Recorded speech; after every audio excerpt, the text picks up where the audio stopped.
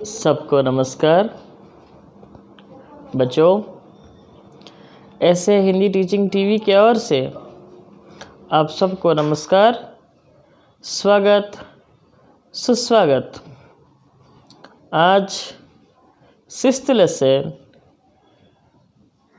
काका कालेकर जी इस लेसन के लेखक हैं और कीचड़ का काव्य लेसन का नाम है। लेसन का नाम क्या है? कीचड़ का काव्य। और इसके कवि कौन हैं? काका कालेलकर। तो मैं अब ये कहना चाह रहा हूँ कि आपको कीचड़ का काव्य को बताने से पहले कवि परिचय को बताऊंगा, कवि परिचय पढ़ाऊंगा। उसके बाद कीचड़ का काव्य क्या होता है, उसके अंतर्गत क्या क्या आते हैं और इसमें आपको क्या क्या देखना होता है, क्या इम्पोर्टेंस है, ये सब मैं आपसे बातचीत करूँगा। बच्चों, फर्स्ट ऑफ ऑल हम कवि काका कालेलकर जी के बारे में बातचीत करते हैं। ये 1885 में जन्मे हैं। इन्होंने 1982 में इनका निधन हो गया है। लगभग 97 ईयर्स इन्होंने जिए हैं, जिंदे हैं। इनका साहित्य प्रेमी जो होते हैं, इनके साहित्य प्रेमिका जो होती है, इनके अंतर्गत लिटरेचर जो है, इनके अंतर्गत ये सब के बारे में हम जानकारी ले लेंगे। अभी चलते हैं काका कालेलकर जी के बारे में बातचीत करते हैं। काका कालेलकर का जन्म महाराष्ट्र के सतरानगर में सन 1885 में हुआ। इन्होंने कहाँ जन्मे हैं? महाराष्ट्र में जन्मे हैं। सतरानगर के गांव में, सागर में जन्मे हैं। 1885 में इनका जन्म हुआ है। काकाजी मातृभाषा मराठी थी। काकाजी की मातृभाषा क्या थी? मराठी थी। उन्हें गुजराती, हिंदी, बंगला और अंग्रेजी का भी अच्छा ज्ञान था। काका कालेलकर जी को मराठी आती है, इनकी मातृभाषा ही वो। गुजराती आती है, हिंदी आती है, बंगाली आती है और अंग्रेजी तो ये नेशनल लैंग्वेज है, ये तो आती ही है। इन सब के ज्ञान थे इनको। गांधी जी के साथ राष्ट्रभाषा प्रचार में जुड़ने के बाद काका हिंदी में लेखन करने लगे। हमारे जाति पिता महात्मा गांधी जी के साथ हिंदी प्रचार सभा, जैसा कि दक्षिण भारत हिंदी प्रचार सभा के साथ हिंदी को अपने भाषा, देश भाषा है, राज्य भाषा है, इसको बढ़ाने के लिए सब लोग, हमारे सब इंडिया को एक सूत्र में बांधने वाला भाषा हिंदी है। हिंदी को आगे बढ़ाने के लिए कवि जी काका कालेलकर जी ने महात्मा गांधी जी के साथ काम किए हैं, फिरे हैं, आगे बढ़े हैं। उनके साथ फिरते समय ही इनको लेखन कार्य करने का आइडिया आया है, आलोचना आया है, ख्याल आया है।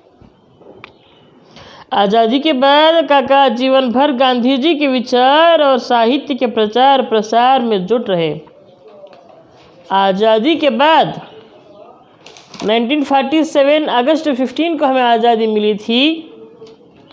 जब आज़ादी मिलने के बाद काका कालेलकर जी ने केवल हिंदी साहित्य के बारे में ही जानकारी किए हैं, हिंदी साहित्य के बारे में ही बातचीत करे हैं, हिंदी का इम्पोर्टेंस के बारे में ही, लिटरेचर के बारे में ही इन्होंने लिखे।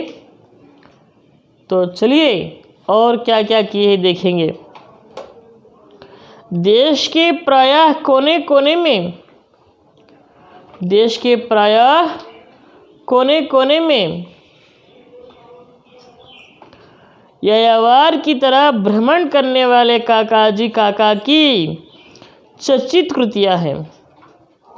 हमारे काका कालेलकर जी ने बहुत अच्छे लेखक हैं। इन्होंने जो कुछ भी गाँव के हर एक जगह, हर एक पहाड़ी क्षेत्र में, हर एक क्षेत्र में, हर एक गाँव में इन्होंने जिस तरह से भ्रमण किए हैं, उसी तरह से उनकी कृतियाँ भी उसी तरह भ्रमण किए हैं। मतलब उतना फेमस हो गए हैं, कहने का मतलब है। चलिए हमें आगे देखते हैं। हिमालयों प्रवास, लोकमाता यात्रा वृत्तांत, स्मरण यात्रा संस्मरण यात्रा, धर्मोद्य आत्मचरित, जीवनोम आनंद, अवरनगर निबंध संग्रह। काका ने कई वर्षों तक मंगल प्रभाव पत्र का संपादन भी किया है। जो अभी मैंने पढ़ा है, कृतियों के नाम मैंने पढ़ा है अभी तक, उस कृतियों को लिखे हैं, उस कृतियों को समाज में लाए हैं। वो इतना फेमस हो गए हैं कि बहुत फेमस हो गए हैं। उसके साथ साथ उन्होंने एक पत्रिका का संपादन भी किए हैं। मंगल प्रभात नामक पत्र को उन्होंने संपादकत्व भी किए हैं। इतना सारा कोशिश हिंदी साहित्य के जगत के बारे में उन्होंने किया है, तो उनको हम हैट्स ऑफ कहना चाहिए। बच्चों, ऐसे महान कवि लोगों को, ऐसे महान व्यक्तियों को हम बहुत ध्यान से देखना ज़रूरी होता है, बहुत प्यार से देखना ज़रूरी होता है बच्चों। चलिए, काका के लेखन की भाषा सरल, सरस, ओजस्वी और सारगर्भित है। इन्हें जो भी लिखते हैं, इन्होंने जो भी कहते हैं, सरल ढंग से कहते हैं। सरल भाषा होती है इनकी, सरस ढंग से होती है, अच्छे ढंग से लिखते हैं। लिखने का ढंग बहुत साधारण होता है, पढ़ने वालों को ऑटोमेटिकली समझ में आता है। इनकी लिखावट ऐसी होती है।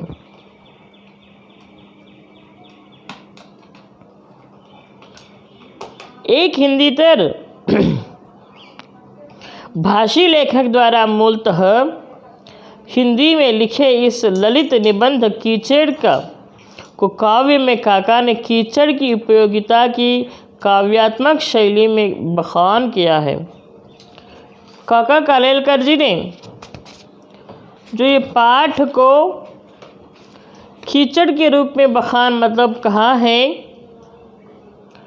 ऐसा क्यों कहा है? कीचड़ पैरों में चिपकने वाली गली मिट्टी को कीचड़ कहते हैं।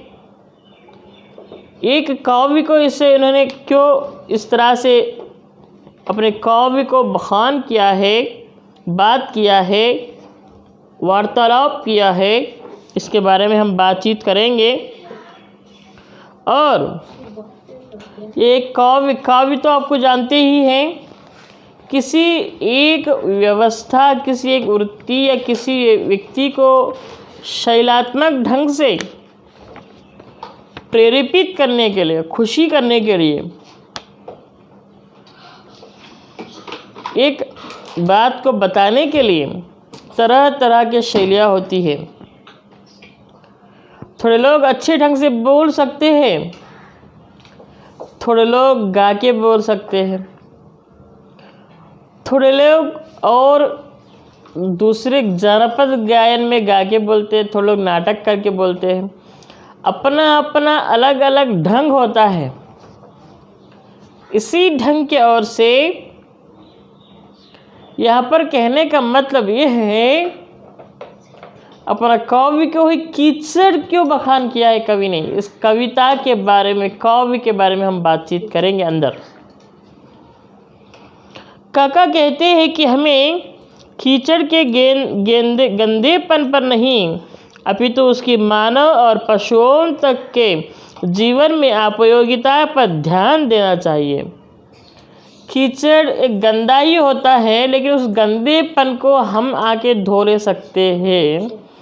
लेकिन ये पशु पक्षियों की परिस्थिति क्या होती है, उनके ऊपर लागू करने पर हम क्या कह सकते हैं, इसके बारे में भी कवि ने कहना चाहते हैं।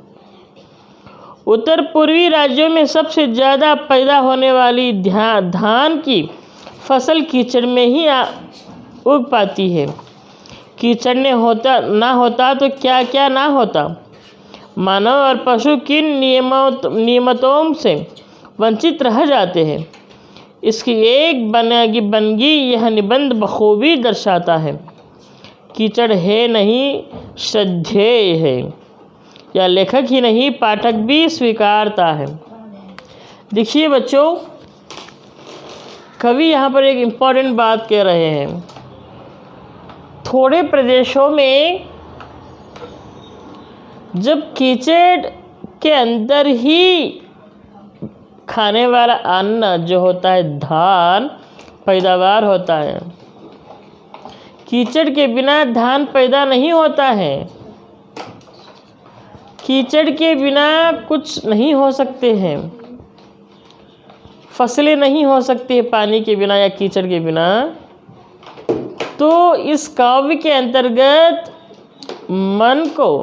मनुष्य को जिस तरह की कीचड़ को देखना होता है, कीचड़ नहीं होती है तो खाने के लिए कुछ नहीं मिलते हैं। यह सिर्फ कवि का बात ही नहीं है भाइयों, और जो पढ़ता है लेखक पाठक भी ये सही समझता है।